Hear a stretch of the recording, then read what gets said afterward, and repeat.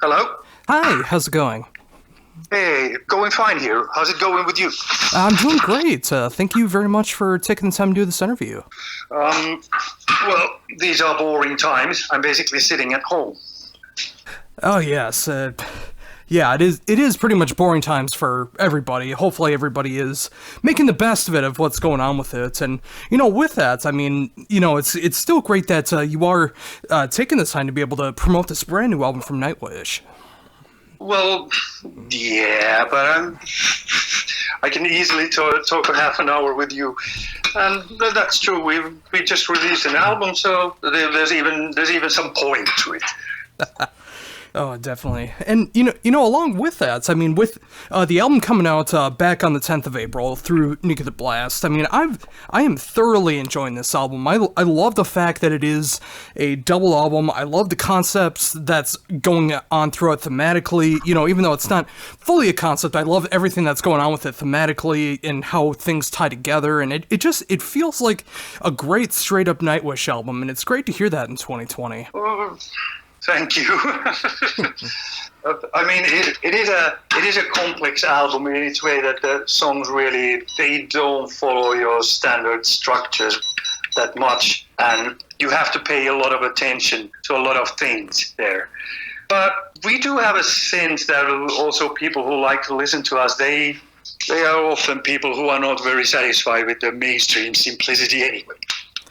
Yeah, I've noticed that as well, too, and that's what I do appreciate about Nightwish, is that you are able to write the music that you want to write, and, obviously with the fan base being able to enjoy more of the complex music, but also some of the more simple music that goes along with Nightwish as well, too, and being able to balance that to just create some beautiful music, and that's what's going on here. Yeah, it's not complex in structures or some musical pieces just by... It's not proggish because of that over artistic or over mathematical approach. No one of us likes that thing. But of course, sometimes there are proggy. But then again, we're also rockers, so we like to do straight stuff too, and then you combine these things into a little bit of a wider vision. Oh, very much so. So, with that in mind, I mean, how are you feeling about the album with it being released a couple weeks ago? Sorry? How are you feeling about the album with it being released a couple weeks ago? I like the album a lot myself. It's got a certain grim smile to it in its overall vibe. Just came up with that because that's how it feels to me. That I really like. There's a lot of really heavy stuff, but then something, such a light thing that Harvest, for instance, is, and then Troy's British accent singing it. I think it's just brilliant. One of the best ones on the album. And oh yeah, and it's so great to see that as well too. It's just being able to look back on it, and obviously when recording an album, you can hear songs so many times that they start to lose that luster for you until you go out and be able to play those songs live. But I'm glad that you're still able to look back on the album right now and being able to enjoy it. And once things eventually settle down and you're able to start playing these songs live, I can only imagine the songs will have a new appreciation in that live setting. Definitely, I can tell you, because one of the biggest things about that I'm bummed out of this year is that we are losing shows.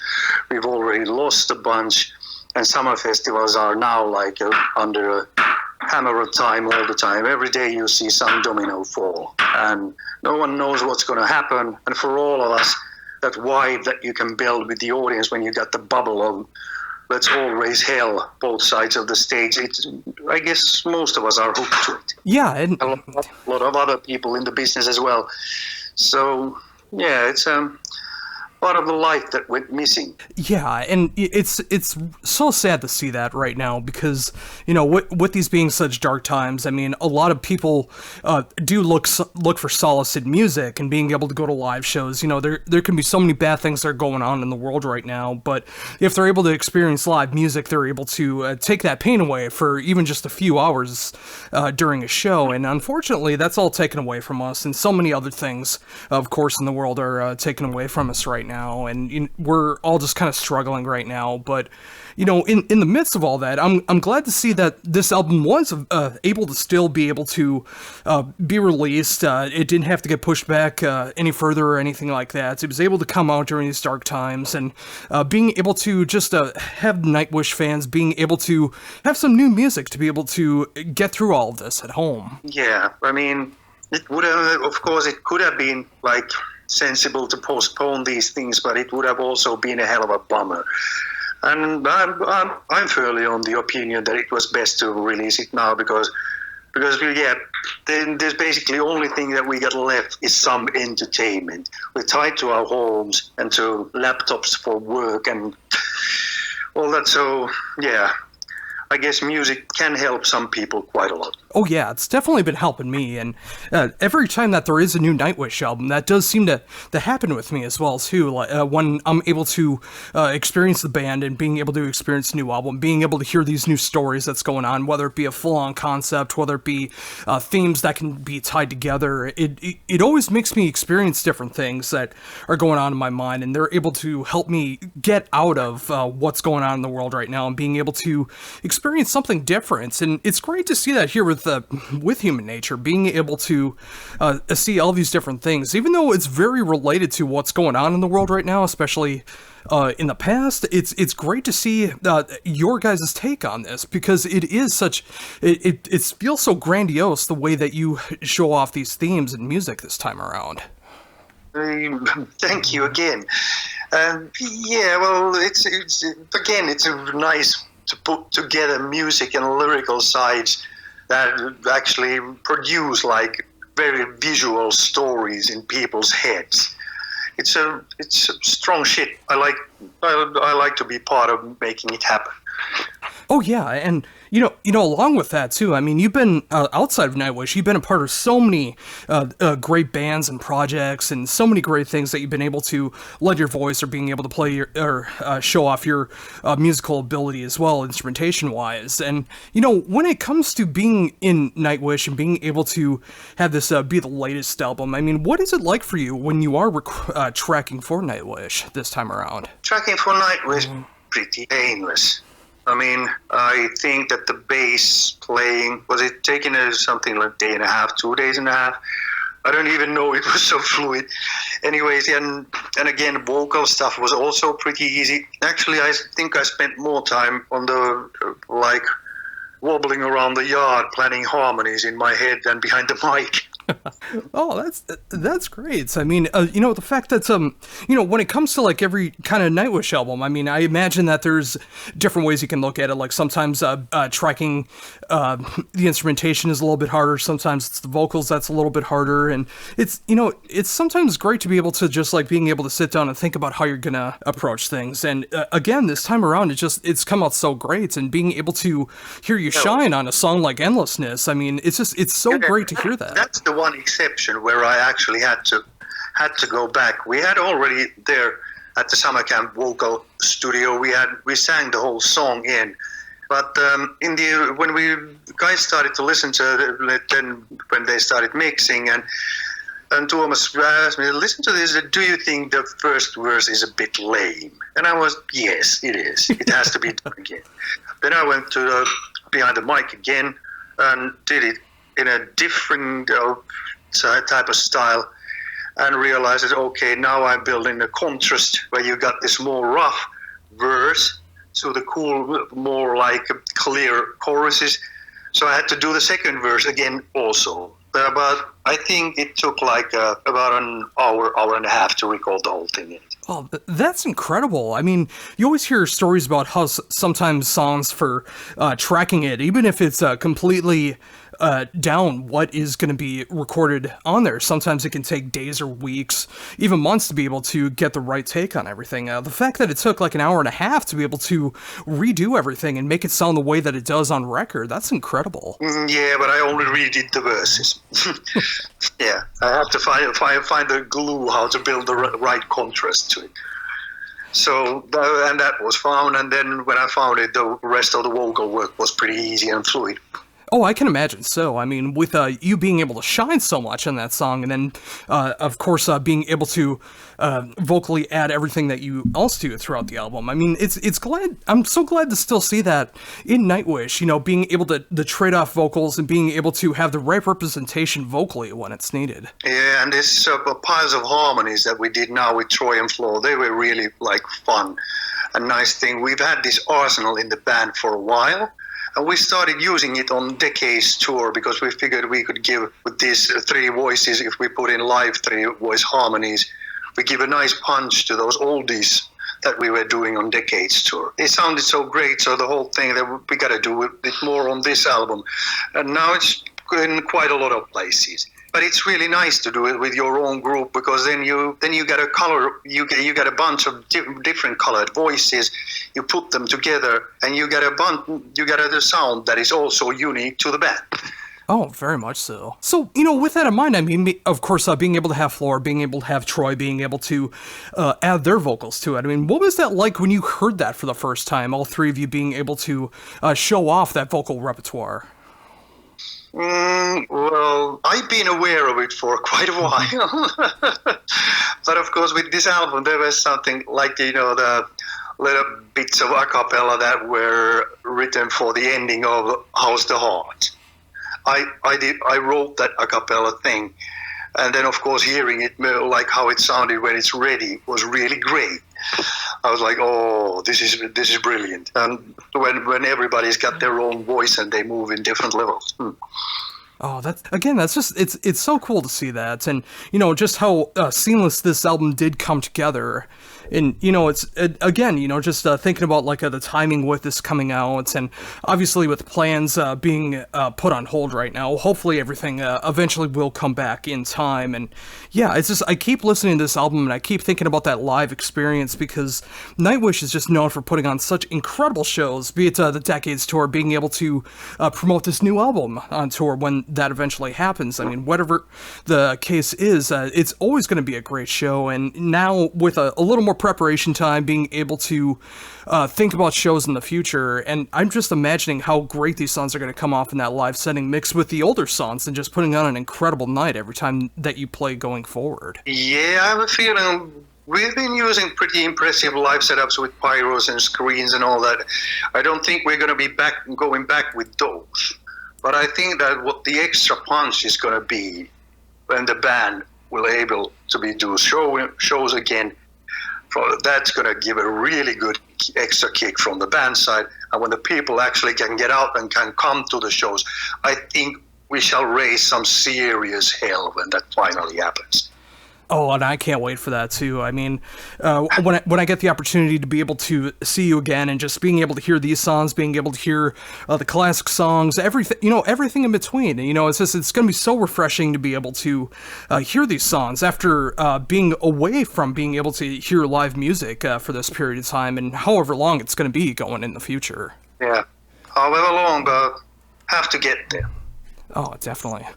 So, you know, with all this in mind, and obviously with being able to stay at home now, and obviously a lot more time on your hands, is there anything else that's like coming up in your mind right now as far as music outside of Nightwish? Well,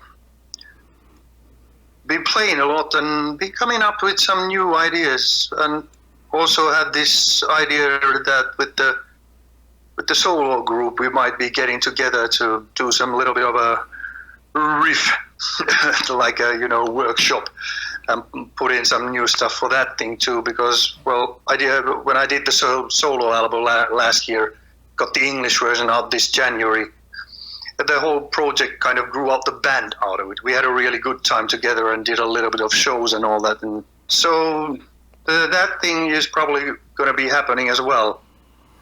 But, well, I don't know, Nightwish stuff could get together to write stuff again too, but there's not so much incentive because we just have an album out. It would be nice to do them shows, but, well, maybe the solo band workshop at some point of time. Oh, that'd be really cool to see that happen because Pyre of the Blackheart was such a great album, and it's just so cool to see that this year that we're getting two albums from you specifically. I mean, the fact that both of them are out now and being able to enjoy two different sides of your musical styles. I mean, such a big fan of your work and your vocal style, it was great to be able to see that. Yeah, thanks. I mean, I knew that it's going to drop into a little bit of a different slot. That's probably going to sound a little bit like also proggy and some modern elements and all that, but it's still pretty heavy album too. Oh, very much so. At least by its moods. Oh, definitely. I mean, even just the title alone, Pyre of the Blackheart, I mean, it kind of gives you a little bit of a detail of what you're getting into. Yep. But that's also what I appreciate so much about your style, is that you are able to adapt to all these different kinds of situations. I mean, whether it be tarot, whether it be guesting with Arion, whether it be Northern Kings or Nightwish or your solo work. I mean, so many different styles that you've been able to incorporate no matter the band or project that you've been a part of. And it always seems like you're able to adapt so fluently, or at least it comes out that way in the final product. I don't know, because it's probably because I'm what I like, and what I've always liked myself. I've been into like hard rock and heavy metal, and then I've been to the proggy side of things, but I haven't been on the prog side. I haven't been that much to the infamous over mathematical or over artistic side. More like bands where players could do things, but they also knew how to build up groove. Like, for instance, Chris Squire in Yes, one of the most gifted bass players ever, and like these kind of things. So I really like to do like simple, straightforward, rocky stuff, and then I also like to incorporate like more of a musical vision into that, combine them and whatever. So these bands and projects have all been part of it. Yeah, and yeah, just like I was talking about. I mean, the fact that you can get a little more technical and progressive on some sides, a little more simplistic in the songwriting style, and being able to focus more either on vocals or just being able to write good grooves in songs, and just being able to show all these different sides of what you enjoy musically and being able to show that off in all these different bands. I mean, it's really great to see that you are in that situation, that you've been able to do that so much so far, and it'd be great to see more of that in the future, but, obviously if it's, obviously when things get back to normal, obviously focusing on Nightwish, of course, but, anytime that you get stuff out of Nightwish as well, too, it's great to see. But Nightwish, definitely, we gotta get that tour on the wheels at some point of time. Oh, very much so. It's the first thing in order.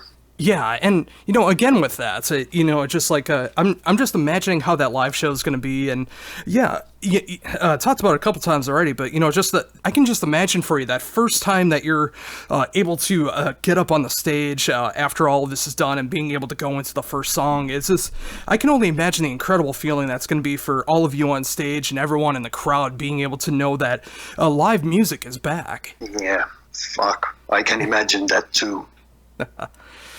Oh, very much so. And there is an itch, and I have to contain it.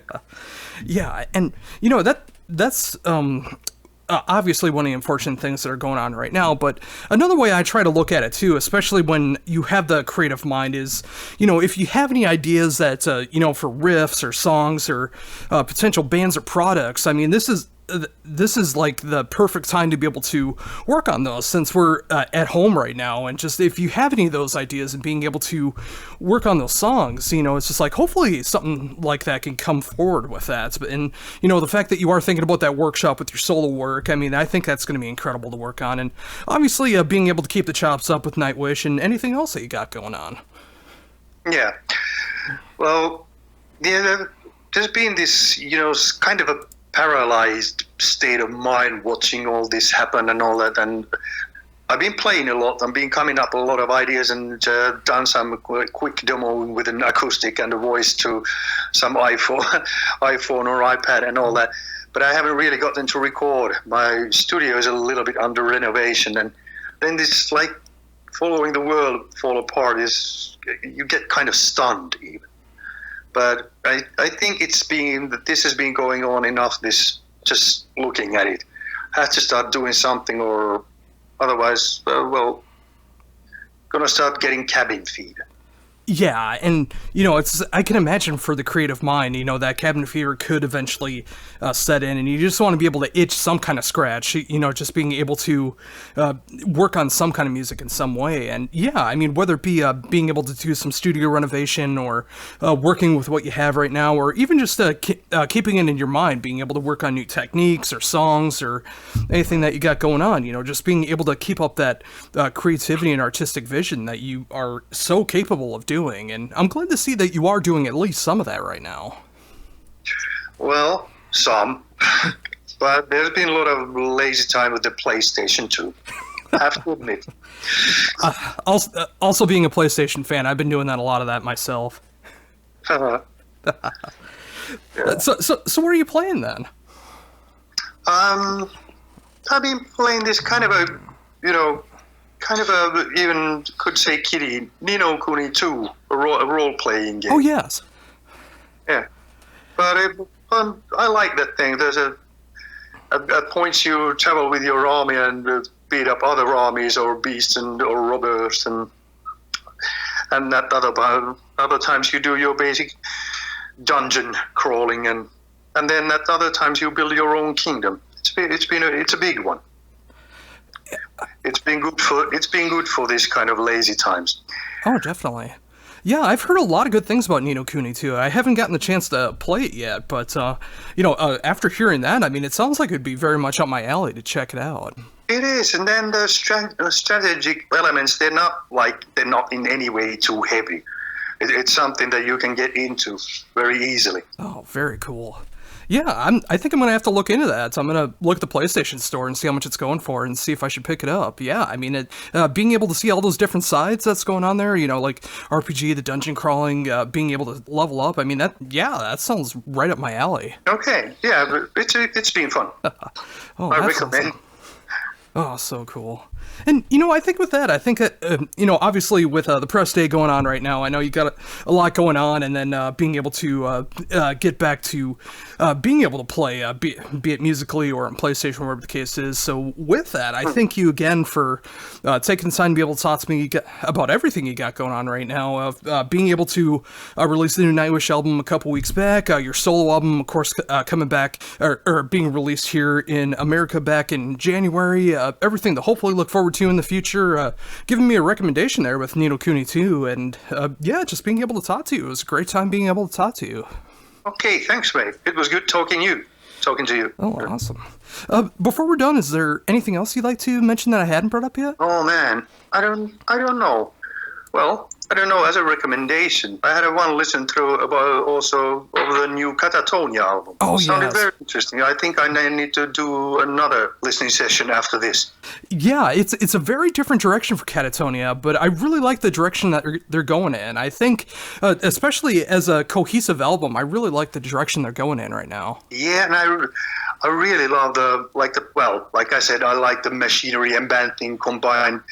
They had some really brilliant transits from that kind of things on the album, like from really electronic, like low bass keys and pumps into a real band and all that. All the melody and harmony stuff was also something that I was really into. So I gotta give it another listen. Oh yeah, it's definitely worth it. I was fortunate enough to get the album a couple weeks back, so I've been able to really digest it and being able to check it out. And yeah, the more you listen to it, the more you're going to be able to discover on that album, and so much more to enjoy.